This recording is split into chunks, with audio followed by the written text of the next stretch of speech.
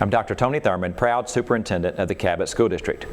And we would like to thank all the students, parents, and guardians for their efforts in continuing the education of our students from March 13th to the end of the second semester.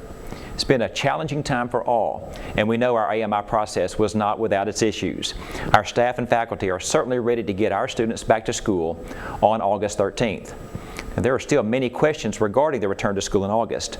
You may have noticed postings on social media with guidelines, but the fact of the matter is that school districts in Arkansas have not received any directives for the opening of school specific to social distancing requirements, facial coverings, and related information.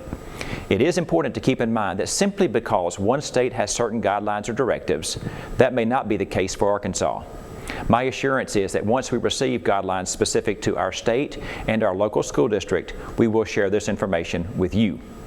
Now, the one directive that was given by state officials this past week to school districts is to develop a blended learning plan for the upcoming year.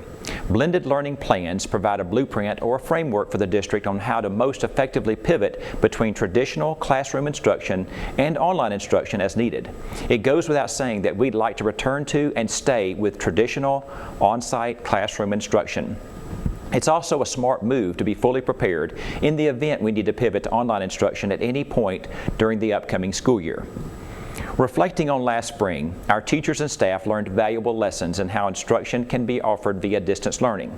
And we also know that there are some families that may not be comfortable with returning to traditional on-site learning this fall.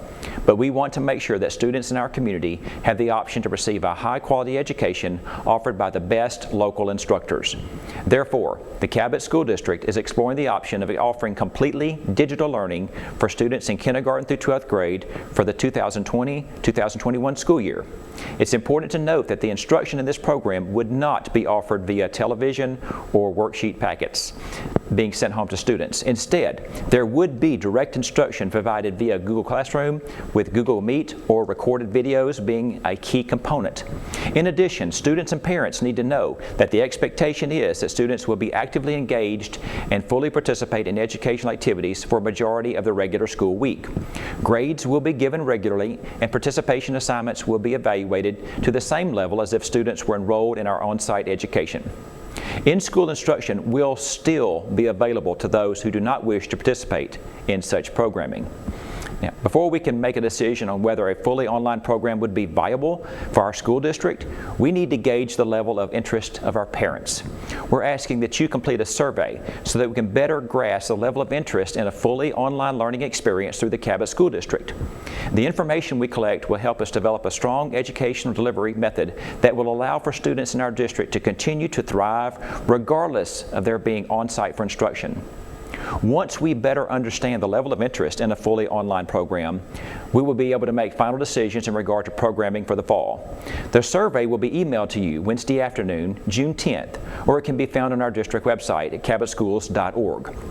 We ask that you please complete the survey by the end of the day on Monday, June the 15th.